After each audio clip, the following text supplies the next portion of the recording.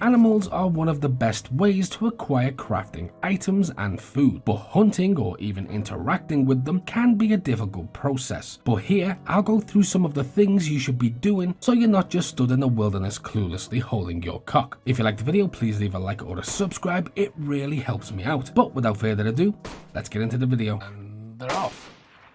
Welcome to the 74th annual zombie race. When hunting animals, each animal has their own unique sound, and although sometimes mistaken for ambient noise, these animal calls can often lead to your next meal, from deer, goats, stags, and especially chickens. Chickens tend to favor the outskirts of town, though they do have a relatively large perimeter they'll wander around. But before we continue, I'm really excited to bring you this sponsor.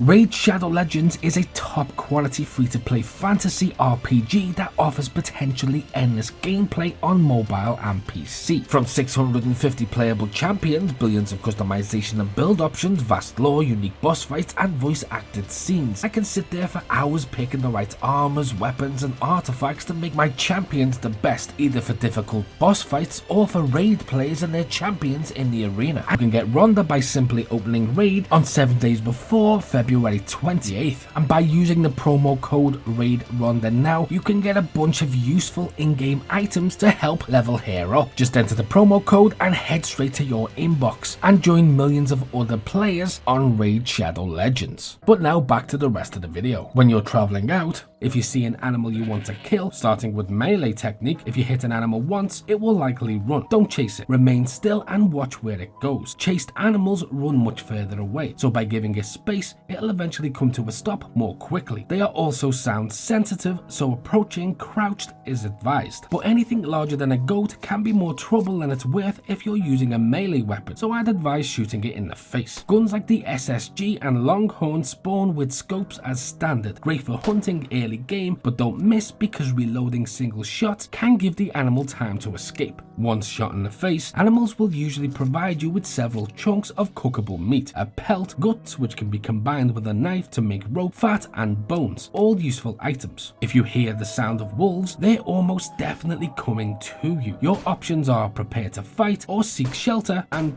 prepare to fight. But in difficult situations, throwing some meat next to attacking wolves can give you several seconds to escape or aim. This also works with meat that has gone bad, so don't be so quick to label spoiled meat as useless. If you encounter a bear, they're not as aggressive as wolves, and you can mostly maneuver around them, but once it charges, sometimes it can pay off to not attack. They'll still knock you down and damage some gear, but not only do you save ammo, but you're less likely to be hit fatally. However, if you do have the ammo and you know you can take one down, always take it down. They are Goliaths and can knock you down with a single blow. It's also worth noting that the meat throwing trick can be utilized here too. But if you want to catch animals, you can craft a snare, which requires a metal wire and a stick. Then all you have to do is attach either a worm to attract a chicken or some fruit to attract a rabbit, and then leave the area for 20 to 30 minutes. This isn't quick, but sometimes you can return to an animal. Just make sure you're far enough away. Additionally, combining a knife with a bottle